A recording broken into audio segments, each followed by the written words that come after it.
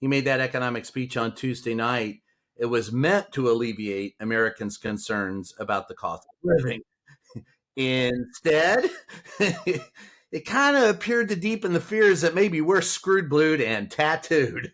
that the economy sucks. I mean, he can tell us the price of eggs are 800% cheaper, which means I guess we're getting paid to pick up eggs from the grocery store, and we're really not.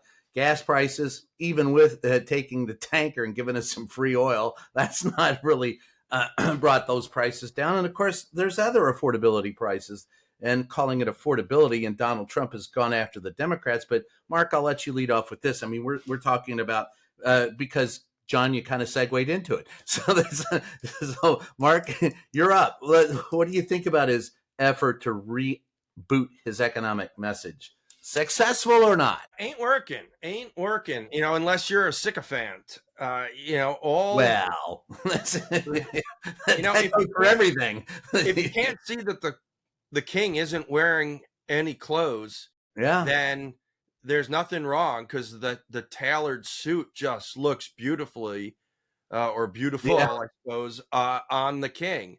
But if you see that the king is naked, you see that things ain't going so good for you. And There's a mental image I could do without, but go ahead. at least, from the news that I've been watching, Republicans, normal mainstream Republican strategists, people who worked in the first Trump administration, people who have been in Republican politics for decades, are saying that this messaging is of that the affordability is this Democratic fraud word, and doesn't exist, and it's a hoax, that it's not working. CNN went, and when Trump was giving that speech in Pennsylvania, they went and interviewed a whole bunch of Trump supporters in Pennsylvania and asked them about their economic situation. And it was dire. And they were being very, I'm assuming they're obviously real people, but I don't know who they are. And if I presume it's true that they voted for Trump and were Trump supporters, I presume somebody I'm was not assuming anything at this point. I want to check in the morning to see if the sun's rising in the east. Yeah, someone would call them out on it if it was fake news. So these are Trump people, and they're saying, that they feel that they've been abandoned by Trump and that he's broken all their promises. And look, the reality is, I'm sure for us, like the three of us, I'm not feeling the economic burns. If eggs go up $1, that doesn't impact me. I might not buy the eggs because I just don't eat eggs that often.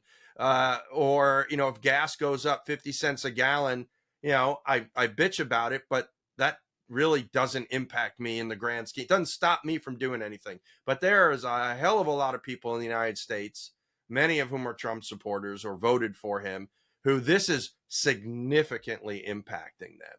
Well, and to ridicule this as being a hoax is really scaring. And this is to set John up, really scaring Republican members of Congress who are about, in less than a year, to stand for re-election, because perception is stronger than reality.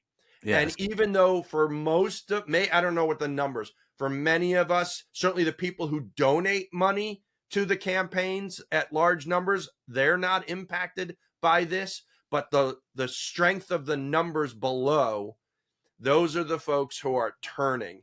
And November 2026 is apt to be a really different day than what the Republicans hope, because of Trump's messaging of the hoax of affordability. John?